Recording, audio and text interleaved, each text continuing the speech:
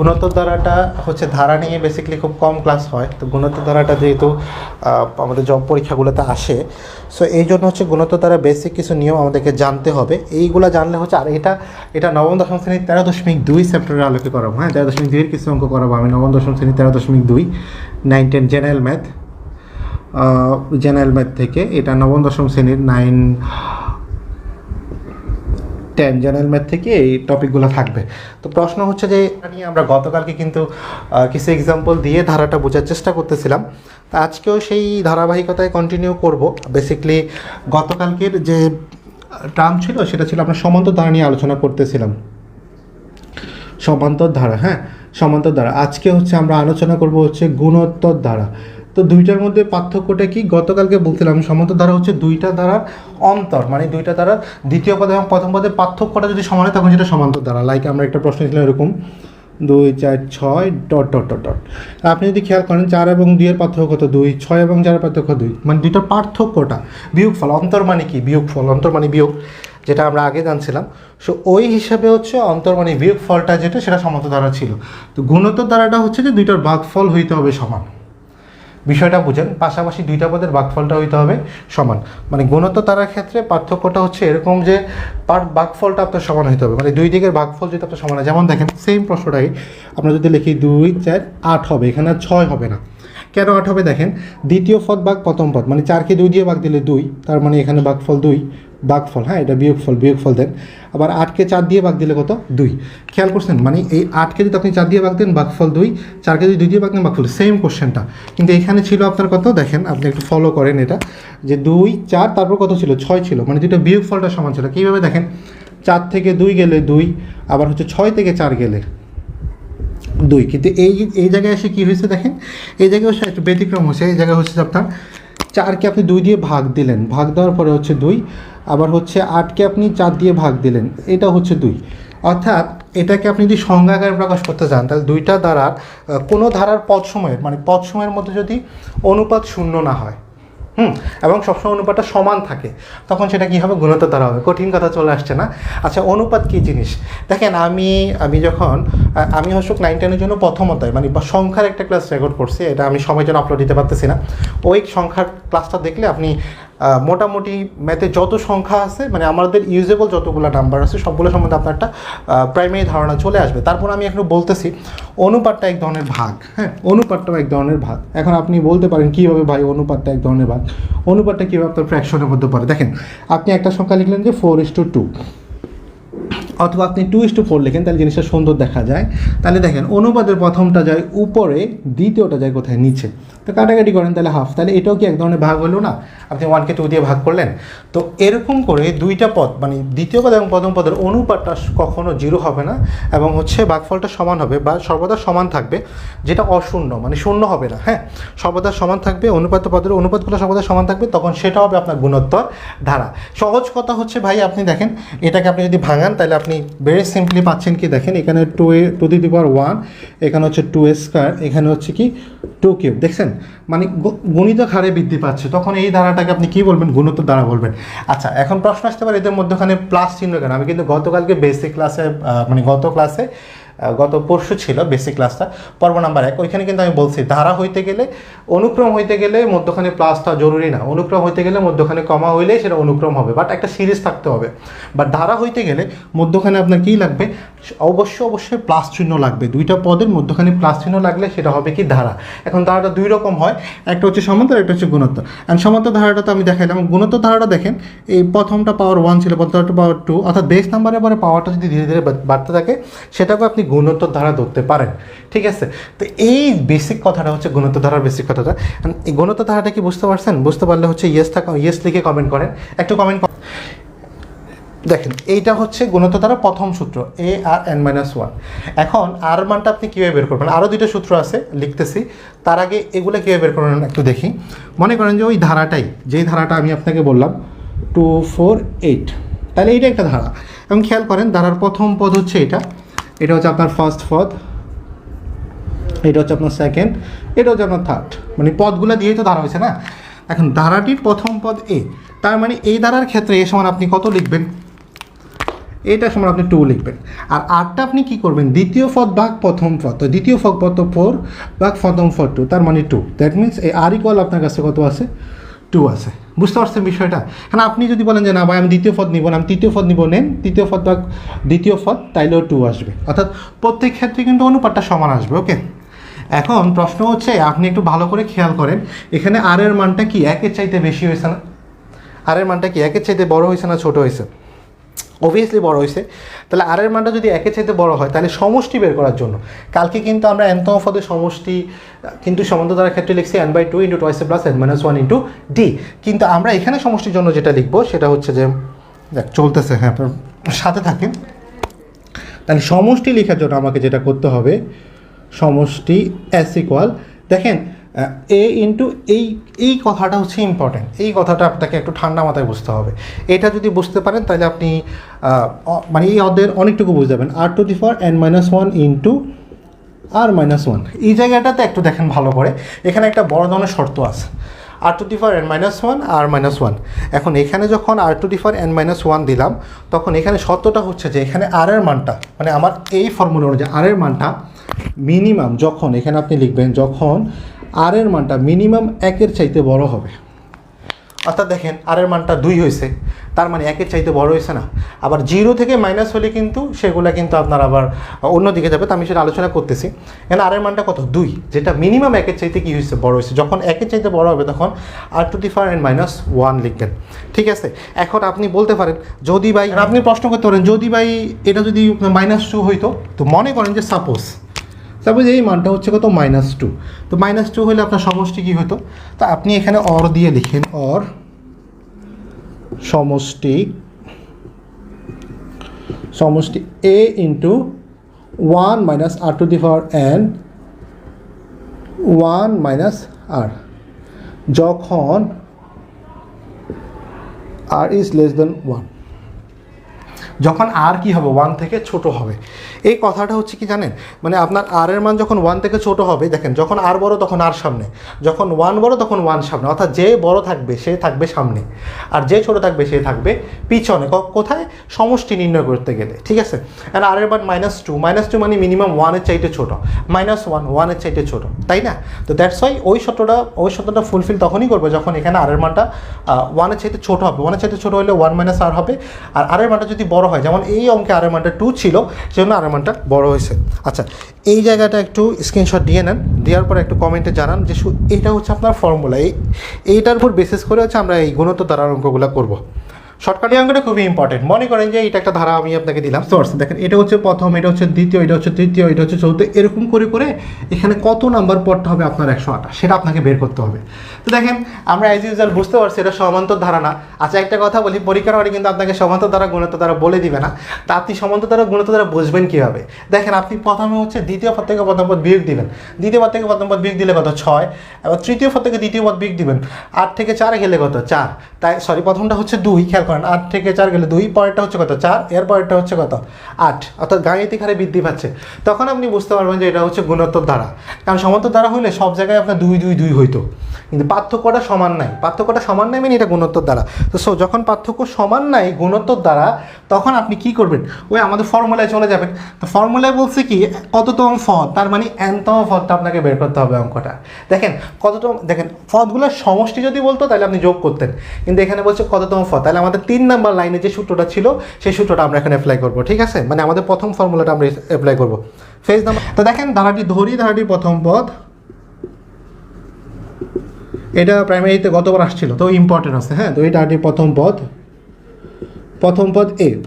এ সমান আপনার কাছে কত আছে, 2 আছে। ওকে, প্রথম পদ এ সমান 2।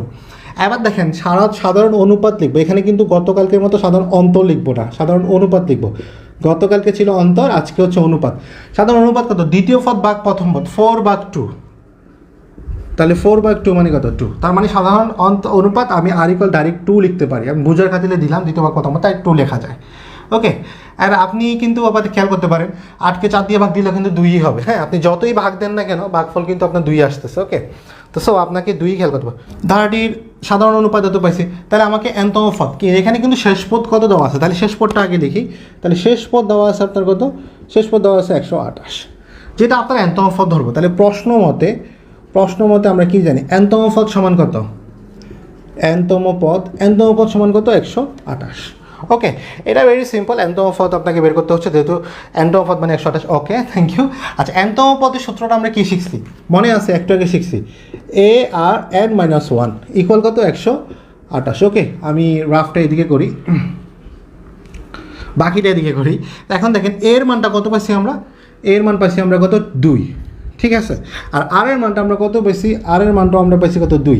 এখন n-1, n এর মান তো আমরা জানি না, n এর মান কি আমরা যাই না, তাহলে আমরা লিখলাম হচ্ছে এই দেখেন n এর মানটা আমার জানা নাই, n-1 আর ইকুয়াল কত, 128। আচ্ছা, 128কে যদি আমি ভাঙাই, তাহলে আমি যেটা করতে পারি সেটা হচ্ছে 2 এর গুণিতক করতে পারি। কেন 2 এর গুণিতক, দেখেন এখানে 2 এর গুণিতক আছে, আর এদিকেও 128কে আমি 2 এর গুণিতক করবো। তো 2 এর গুণিতক করলে যেটা হয় 2^7, এটা আমার মুখস্থ, বাট আপনারা হচ্ছে কয়েকবার ট্রাই করেন তাহলে পারবেন। আমরা একটু করে দেখাই।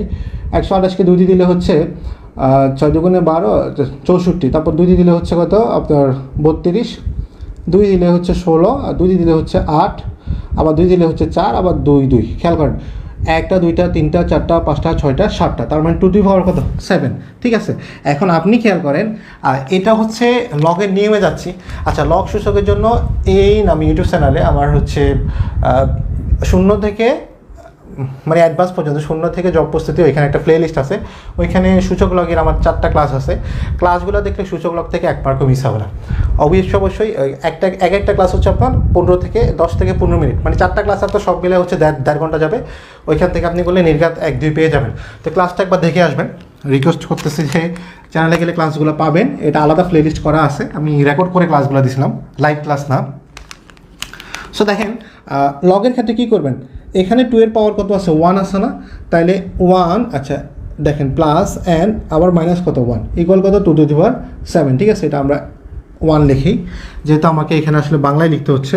তো দেখেন একে একে কাটা, তাহলে 2^n ইকুয়াল কত, 2^7। দেখেন বেসে যখন মিলবে তখন আপনি কিন্তু বেস বাদ দিতে পারেন, বেস যখন মিলবে বেস বাদ দিতে পারেন, পাওয়ার যখন মিলবে পাওয়ার বাদ দিবেন। আপনার যাকে লাগবে, এখন আপনাকে n এর মান লাগতেছে, দ্যাটস আপনি n এর মানটা নেবেন। তো n ইকুয়াল কত, 7। তাহলে ধারাটি কততম পদ হচ্ছে 128, তার মানে 7তম পদটা হচ্ছে কত, 128, মানে 7তম পদটা হচ্ছে কত, 128। আপনাকে প্রশ্নটা দেখে আপনি প্রথমে করবেন যে দ্বিতীয় পদ বিয়োগ প্রথম পদ করে দিবেন। দেখেন 4 থেকে 2 গেলে কত, 2, 8 থেকে 4 গেলে কত, 4, আবার 16 থেকে 8 গেলে কত, 8। খেয়াল করছেন, প্রথমটার পার্থক্য কিন্তু আপনি পাচ্ছেন হচ্ছে, প্রথমটার পার্থক্য পাচ্ছেন হচ্ছে 2, পরেরটার পার্থক্য পাচ্ছেন হচ্ছে 4, পরেরটার পার্থক্য হচ্ছে 8। খেয়াল করছেন, এখন এগুলো কী হারে যাচ্ছে, গাণিতিক মানে আপনার গুণিতক হারে যাচ্ছে না। খেয়াল করেন 2, 4, 8 গুণিতক হারে যাচ্ছে না। তো গুণিতক হারে যাচ্ছে মানে দেখেন পার্থক্যটা সমান নয়। যদি পার্থক্যটা সমান না হয় তাহলে আপনি নিঃসন্দেহে এটা ধরে নিতে পারেন এটা গুণোত্তর দ্বারা।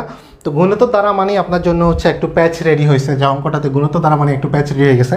তা আসেন অঙ্কটা আমরা সাজাই, অঙ্কগুলো হচ্ছে ডিটেলস একটু করেন তাহলে হচ্ছে সুবিধা হবে। ধরি প্রথম পদ মানে ধারাটির প্রথম পদ এ সমান কত, আপনার এ সমান হচ্ছে আপনার 2, ঠিক আছে। তারপর সাধারণ অনুপাত, আমি শর্টকাট লিখলাম, সাধারণ অনুপাত কত আছে আপনার, দ্বিতীয় পদ ভাগ প্রথম পদ, 4/2, তার মানে কত, 2, ঠিক আছে না। তারপর হচ্ছে 8/4, তার মানে কত, 2। ওকে, এখন আপনাকে বলছে যে n সংখ্যক পদের সমষ্টি কত, 254। এখানে হচ্ছে প্রবলেম। দেখেন, আচ্ছা এখানে যে আপনি একটা শর্ত পাইছেন না, আর ইকুয়াল কত পাইছেন, 2 পাইছেন। এই 2টা কি 1 থেকে বড় না ছোট বলেন। আর হয়েছে মূলত হচ্ছে অঙ্কটাতে আমরা r এর মানটা কত পাইছি, 2 পাইছি, যেটা 1 থেকে বড়, তার মানে এখানে বড়কে। তো যেহেতু এখানে খেয়াল করেন, যেহেতু এখানে r মিনিমাম 1 থেকে বড়, তাহলে শর্তটা হচ্ছে r এখানে 1 থেকে বড়। তো r যদি 1 থেকে বড় হয় তাহলে আমরা সমষ্টির সূত্র প্রথমটা ইউজ করবো। কি সমষ্টির সূত্রটা, সেটা হচ্ছে আমরা জানি। তাহলে প্রশ্ন মতে দেখেন, প্রশ্ন মতে সমষ্টির সূত্র, nতম পদের সমষ্টি, সমষ্টি ইকুয়াল কত, 254। এখন সমষ্টির সূত্রটা কি দেখেন, সমষ্টির সূত্রটা আমরা যেটা পাইছিলাম, a ইন্টু এখানে হবে যে rn-1 আর হবে যে r-1। ওকে, এই জায়গাটাতে আপনাকে বোঝার বিষয় আছে। দেখেন এখানে a ইন্টু r-1 আর হচ্ছে আর এর minus one, r to the power এর মাইনাস ওয়ান, আর হচ্ছে যে আর মাইনাস ওয়ান। এই সূত্রটাতে আরটা আগে আসছে, মানে আপনার 4 নাম্বার যে মানে জানতে হবে, জানা অবশ্যই 4 নাম্বার যে সূত্রটা দিছি ওই 4 নাম্বার সূত্রটা খেয়াল করেন, আর টু দি পাওয়ার এর মাইনাস ওয়ান আর আর মাইনাস ওয়ান। আর আরটা কেন আগে আসছে, কারণ হচ্ছে মিনিমাম একের চাইতে মানটা কি বড়। তো এখন আপনি ক্যালকুলেশন করেন, ক্যালকুলেশনটা ডান দিকে করি। দেখেন এর মানটা আপনার কাছে কত আছে, এর মানটা আপনার কাছে আছে কত 2 ইন্টু দেখেন আর টু দি পাওয়ার এন, তো আমরা আর এর মান কত পাইছি 2 পাইছি, 2 two the power N minus কত, মাইনাস হচ্ছে আপনার 1, আর নিচে হচ্ছে কত আর মাইনাস ওয়ান, আর মানে হচ্ছে 2 মাইনাস 1 ইকুয়াল কত 254। ওকে, এই জায়গাটাতে আশা করি ক্লিয়ার হয়েছেন, কারণ এই প্রেক্ষাপটটা বা এই ক্যালকুলেশনটা এত কঠিন না, ইজি একটা ক্যালকুলেশন। আর আপনি পরের লাইনটা যেটা করতে পারবেন সেটা হচ্ছে যে এই 2টা আপনি রেখেও দিতে পারেন, ভাগও করতে পারেন। আচ্ছা আমরা ভেঙে করি, 2 থেকে 1 গেলে কত, 1 নিচের 1 কি আর লেখা দরকার আছে, নিচে শুধু 1 আছে, লেখা দরকার নেই।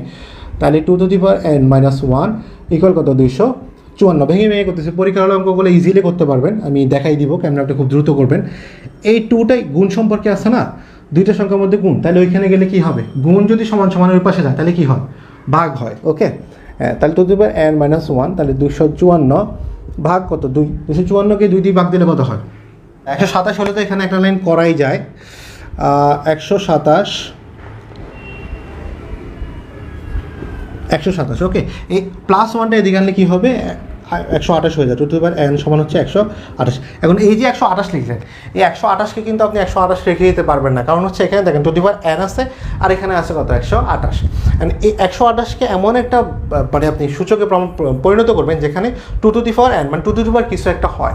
তা আগের অঙ্কে কিন্তু আমরা 128কে টু টু দি পাওয়ার কী করছিলাম মনে আছে, 128কে টু টু দি পাওয়ার 7 করছিলাম, দেখাইছিলাম কিন্তু আমি এখানে 128কে টু টু দি পাওয়ার 7। ওকে, তো টু টু দি পাওয়ার 7 যেহেতু করছিলাম, তো এইটাও সেম জিনিসটা করেন, টু টু দি পাওয়ার 7 করেন। তাহলে আপনি এখানে লিখেন two two the power n equal to two the power 7। তাহলে আমি সুতরাং লিখতে পারি, সুতরাং আমি যেটা পাইছি মান সেটা হচ্ছে যে আপনার দেখেন উভয় পক্ষ থেকে আপনি হচ্ছে যে বেসটা বাদ দেন, যদি বেস সেম হয় বা পাওয়ার সেম হয়, যেটার প্রয়োজন হয় সেটা আপনি বাদ দিতে পারবেন। তো বেসটা বাদ দিলাম, কারণ আমার প্রয়োজন হচ্ছে যে বেসটা বাদ দেওয়া হয়, কারণ আমার n এর মান বের করতে 7। অর্থাৎ দেখেন কোন n সংখ্যক পদের সমষ্টি খেয়াল করেন, দাঁড়িয়ে n সংখ্যক পদের সমষ্টি 254 হলে n এর মান কত, তাহলে n এর মান আমরা কত পেয়েছি 7। কোইন্সিডেন্টলি আগের অঙ্কটাও 7, এটাও 7। আচ্ছা এই অঙ্কটা কি বুঝতে পারছি, একটু কমেন্টে জানাই যে এটা বুঝতে। পরীক্ষার হলে তো আপনার কাছে এত টাইম থাকবে না, তাহলে কী করবেন দেখেন, প্রথমে আপনি একটা কাজ করবেন, আমি যেটা লিখলাম 2 4 8 16 ডট ডট কোন পদ হচ্ছে 254, ঠিক আছে। আর আপনি খেয়াল করেন এটাকে আপনি ভাঙালেন, টু টু দি পাওয়ার 1 হইলো, এটা কত 2 স্কয়ার, এটা কত 2 কিউব, এটা কত 4। তাহলে আপনার দেখেন খেয়াল করেন প্রথম পদটা 1, দ্বিতীয় পদটা 2, তৃতীয় পদটা 3, চতুর্থ পদ, এখন কোন পদ 254 হবে। তো খেয়াল করেন 254 তো হচ্ছে কোন পদ বলে না, কোন পদের সমষ্টি বলছে, সমষ্টি মানে এই প্রথমটা দ্বিতীয়টা সবগুলো যোগফল আসছে। দেখেন যোগফলের বেস নাম্বারটা কত ছিল 2, তাহলে প্রথমে 2 দ্বারা ভাগ দেন, তাহলে 127, কাছাকাছি সংখ্যা খেয়াল করছেন। তো 127কে 2 7 করা যাবে না, আবার 1 বিয়োগ করলে 7 করা যাবে না, 2 বিয়োগ করলে 7 করা যাবে না, একটা কাছাকাছি সংখ্যা 1 যোগ করেন তাহলে 128 টু দি পাওয়ার 7। এখন আপনি বলতেছেন যে হয়তো এই অঙ্কটা বের করছি এটার জন্য 2 পাওয়ার 7 হচ্ছে, এরকম না, এটার জন্য না, সকল অঙ্কেই মানে আপনার এখানে যদি 3 হয় 3 দ্বারা ভাগ করলে কাছাকাছি সংখ্যা 1 যোগ করতে হবে, বেশিরভাগ মানে 99% ক্ষেত্রে অঙ্কতে 1 যোগ করতে হয়, যেগুলো মাইনাস রাশি সেগুলোকে +1 করতে হয়, উল্টা কাজ করতে হয়। তো এরকম একটা অঙ্ক আমি পাই নাই, কারণ হচ্ছে আপনার জেনারেল ম্যাথেও নাই, ওটা অসমতে মানে হায়ার ম্যাথে আছে, অসমতা আপনাদের নাই, তো অসমতা নিয়ে চিন্তা করার দরকার নাই, অসমতার অঙ্ক আসেও না। জেনারেল ম্যাথে বেসিক্যালি আপনি 1 যোগ করলে এটা পেয়ে যান। তো 1 যোগ করলে আপনি যেটা পাবেন মানে 2 দ্বারা ভাগফল যেটা পাবেন সেটাকে আপনি 1 যোগ করবেন। একটা কেন যোগ করবেন, যে আপনার সূত্রে -1 ছিল না, ওই -1টা যোগ করে দিবেন, যোগ করলে 2 + 7, তার মানে আপনার অ্যান্সারটা হবে 2 ^ 7। বুঝতে পারছেন? এই ধারা আগের মতো বলতেছি, এটা নিঃসন্দেহে সমান্তর ধারা না। সমান্তর ধারা না কেন, কারণ দেখেন এখানে 1/√2 1, যেটা হাফ √2 এর সাথে কম, কিন্তু পরে আবার 1 হয়ে গেছে, আবার √2 হয়ে গেছে, দ্যাট মিনস রুটের মান 1.4142, যেটা হচ্ছে আপনার বেসিক্যালি 1-এর চাইতে একটু বেশি। তা আনুপাতিক হারটা সমান না, দেখেই মনে হচ্ছে এটা গুণোত্তর দ্বারা না। পরীক্ষার হলে কিন্তু আপনাকে বলবে না সমান্তর দ্বারা না গুণোত্তর দ্বারা, বারবার বলি কথাটা। পরীক্ষার হলে আপনাকে টাইপ দিবে না, পরীক্ষার হলে আপনাকে হচ্ছে টেকনিক বলে দিবে না, আপনাকে একটা প্রশ্ন ধরাই দিবে, আপনি সেখান থেকে অঙ্ক করতে পারেন। তাই টাইপ যারা শিখতেছেন বি কেয়ারফুল, হ্যাঁ। 1/√2 ম্যাথ শিখেন, হ্যাঁ, টাইপটা শিখেন। তারই প্রথম পদ এর সমান কত 1/√2। এখন সাধারণ অনুপাত দেখেন, সাধারণ অনুপাত আমি শর্ট ফর্মে লিখতেছি। সাধারণ অনুপাত হচ্ছে কত, দ্বিতীয় পদ ভাগ প্রথম পদ, দ্বিতীয় পদটা কত আপনার 1 ভাগ প্রথম পদটা কত 1/√2। √2। ঠিক আছে, এই ক্যালকুলেশনটা দরকার ছিল না, কিন্তু বুঝাই দেওয়ার জন্য করা। তো এখন দেখেন 1 ভাগের ক্ষেত্রে হচ্ছে এই নিচের অংশটা ভাগ করতেছে পুরাটা, তো ভগ্নাংশ উল্টে যাবে, তাহলে উপরে যাবে √2, নিচে যাবে 1, একে একে কাটা, তার মানে √2। খেয়াল করছেন? তাহলে পার্থক্যটা আপনার ইন্ডিভিজুয়ালি পার্থক্যটা কত পাচ্ছেন, অনুপাতটা কত পাচ্ছেন, √2। তাহলে √2 যখন পাচ্ছেন তাহলে কোন পদ হচ্ছে এত হবে, তার মানে nতম পদ। মানে কোন পদ যখন বলছে তাহলে এখানে হচ্ছে কি nতম পদ। তাহলে আমরা যেটা জানি প্রশ্ন মতে কি, প্রশ্ন মতে nতম পদ সমান কত, 8√2। দেখেন তো আমরা nতম পদের সূত্র কি জানি, ARn-1 ইকুয়াল কত, 8√2। ঠিক আছে না, ARn-1 ইকুয়াল কত, 8√2। Very simple, ARn-1। অ্যান্ড এই জায়গাটাতে আপনাকে কী করতে হবে জানেন, এর মান আর এর মান দুইটা আপনাকে ইনস্টল করতে হবে। তো এখানে কোন পদ আপনাকে বের করতে হবে, তার মানে nটা আপনাকে বের করতে হবে। আসেন মান বসাই, এর মানটা আমাদের কাছে কত আছে, 1/√2 ইন্টু আর এর মানটা কত আছে, √2। এখন আর এর পাওয়ার কিন্তু n আছে না, n-1 লিখতেছি, ইকুয়াল আপনার কত আছে, 8√2। এই প্রবলেমটা হচ্ছে যে আপনি যদি খুশি হয়ে পরীক্ষার হলে আপনি যেটা করবেন, আপনি হচ্ছে তখন তো একটা মেন্টাল প্রেশারে থাকবেন, আপনি খুশি হয়ে কী করবেন, এই √2 কেটে দিবেন। ভুলটা কোথায় হবে দেখেন, এই √2 কাটবে, কিন্তু কেমনে কাটবেন, এখানে শুধু √2 আছে, আর এখানে √2 এর মাথার উপরে n-1 একটা কথা আছে। আপনি কিন্তু ভুলেও এই কাজটা করতে পারবেন না যে এই √2 কেটে দিবেন, কেটে দিয়ে কী করবেন, এই n-1 + 1 করে দিবেন, 8√2 + 1 অ্যান্সার হয়ে গেছে। না, এরকম কাহিনী করানোর সুযোগ নাই। এখন দেখেন এই পুরো অংশটা উপরে আর এটা কোথায়, নিচে, তাহলে নিচের অংশটার দিকে গুণ হবে না, গুণ হলে উপরেরটা আপনি লিখেন n-1, এই নিচের যেটা আছে এটা ডান দিকে আপনি গুণ করেন, তাহলে 8√2 ইন্টু আবার কত, √2। ঠিক আছে, তা এখন দেখেন √2 n-1 যেমন আছে এমনি থাক, আমার এটা কিছু করতে পারতেছি না, করবো না আমি। এখন দেখেন 8, আর আপনি কি করতেছেন দেখেন, √2 ইন্টু √2, তার মানে √2 হোল স্কয়ার রুটে কাটা, তার মানে কত, শুধু 2। তো 8 ইন্টু 2, 8 ইন্টু 2 মানে কত, 8 দুগুণে কত, 8 দুগুণে 20 না, যাই হোক, যেহেতু কমেন্ট করবেন না, মনে করো যে 20ই বলতেছেন, তা 8 দুগুণে 16। এখন প্রবলেম হচ্ছে যে আপনার বাম পাশে আসছে যে √2n-1, কিন্তু ডান দিকে আছে একটা 16 পূর্ণ সংখ্যা, তাইলে এটা বর্গমূলের, এটা পূর্ণ সংখ্যা, তার মানে এটা দশমিক সংখ্যা, এটা পূর্ণ সংখ্যা, তাহলে এই সংখ্যাটা এর মতো করতে হবে। তো এর মতো করতে গেলে আপনি কী করবেন দেখেন, 16 যখন আসে এটাকে আপনি এমন সংখ্যা √2 দিয়ে করতে গেলে এমন সংখ্যা দ্বারা করতে হবে যেটার ফলটা আপনি মানে √2-তে কনভার্ট করতে পারেন। তো √2-তে আপনাকে কনভার্ট করার জন্য যেটা করতে হবে দেখেন, 16কে যদি আপনি ভাঙান, 16কে যদি আপনি ভাঙান, তাহলে হচ্ছে 2 ইন্টু 2 ইন্টু 2 ইন্টু 2, 2 দুগুণে 4, 4 দুগুণে 8, 8 দুগুণে 16, 2^4 হয়, 2^4 কত হয়, 4। এখন আপনাকে করতে হবে শুধু 16টা, এটা √2 করতে হবে। ঠান্ডা মাথায় ভাবেন তো, শুধু 2 সমান আপনি কয়টা √2 পাইছেন, দেখেন শুধু 2 সমান কয়টা √2 পাইছেন, 2টা √2 পাইছেন, তাইলে 2^4 মানে কয়টা √2 লাগবে, ডাবল। বিষয়টা ঠান্ডা মাথায় বুঝেন, না বুঝলে এখানে প্রবলেম আছে। শুধু 2 সমান আপনি কত পাইছেন, 2টা √2 পাইছেন, 2টা √2 মানে 2, তার মানে শুধু 2 সমান। এখন 2 এর উপরে 4টা 2 আছে, 2 এর উপর মানে 4টা 2, তো 4টা 2 মানে আপনি √2 কয়টা পাবেন, ডাবল পাবেন। তাহলে 4 ডাবল √2 কয়টা পাচ্ছেন, 8টা √2 পাচ্ছেন। তাহলে আপনি কি এই লাইনটাকে এভাবে লিখতে পারেন, n-1 এটাকে দিকে লিখতে পারেন 2^8।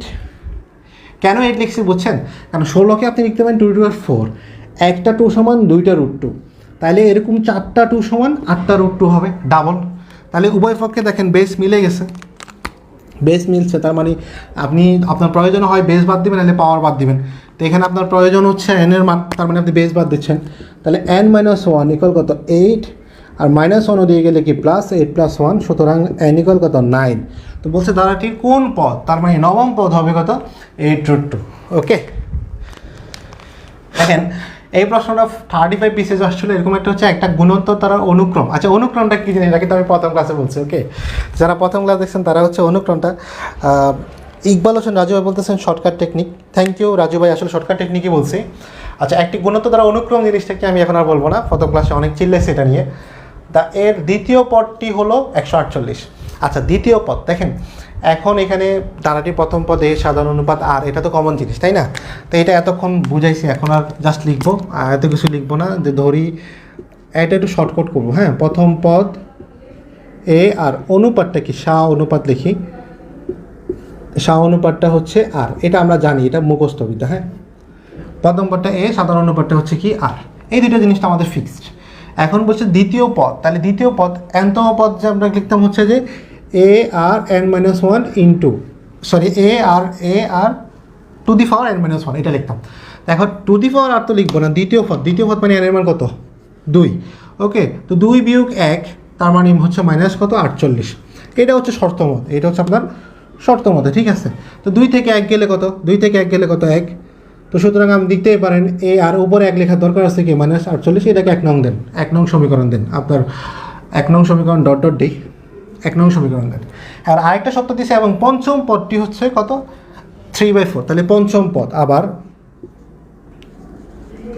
আবার পঞ্চম পদ কী হবে এ আর 5-1, পঞ্চম পদ মানে 5-1 এ কত 3/4। ওকে, 5 থেকে 1 গেলে কত 4, তাহলে এ আর 4 3/4। এটা হচ্ছে আপনার কত 2 নং ধারা। ওকে, তো 2 নং যদি 1 নং 2 নং যদি ধরি, তা আপনাকে বলছে সাধারণ অনুপাত আর বের করতে বলছে।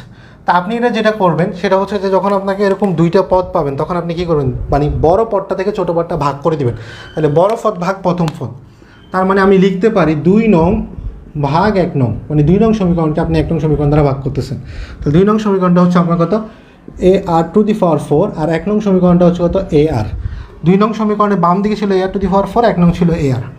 এখন আপনি খেয়াল করেন টু দি পাওয়ার 4 এরটা ছিল কত 3/4, আর হচ্ছে এখানে কত ছিল মাইনাস 48। ওকে, জাস্ট আমি প্রশ্নটা সাজাইলাম, এটা না। এখন দেখেন এ কাটা, এখন ভাগের ক্ষেত্রে পাওয়ার পরে কী হয়, বিয়োগ হয়। ওই সূচকের ক্লাসটা দেখতে হলে আপনি এই নামে একটা ইউটিউব চ্যানেল আছে, এখানে 90টার বেশি ক্লাস আছে, একটু চলে যাবেন, ঘুরে আসবেন, এটার জন্য রিকোয়েস্ট। 4-1, আর এটা হচ্ছে কত 3/4। এখন গুণ যখন করবো দেখেন ভগ্নাংশ, এটা নিচে মনে মনে কত ছিল 1 ছিল না, নিচে মনে মনে কত 1 আছে, তাহলে 1টা যাবে উপরে, 48টা আসবে নিচে, আর মাইনাসটা তো মাইনাস রেখে দিলাম, ঠিক আছে। তো এখন আপনারা হয়তো বলবেন যে কেমনি হয়েছে, দেখেন এটা নিচে মনে মনে 1 আছে, ভগ্নাংশটা কিন্তু উপরে লিখলাম, নিচে মাইনাসটা রাখলাম, মাইনাসটা আসার জন্য নিচে মনে মনে 1 আছে, তাহলে ভগ্নাংশ করলে নিচেরটা যায় উপরে, উপরেটা যায় নিচে, তো নিচের একটা গেছে উপরে, উপরে 48টা আসছে নিচে। এখন কাটাকাটি করেন, তাহলে 3-16 কত 48, তো -16, 4-16 কত 64, তাহলে 1/-1 কত থাকে, এখানে একটা মাইনাস থাকে 64, এদিকে আছে কত আর কিউব।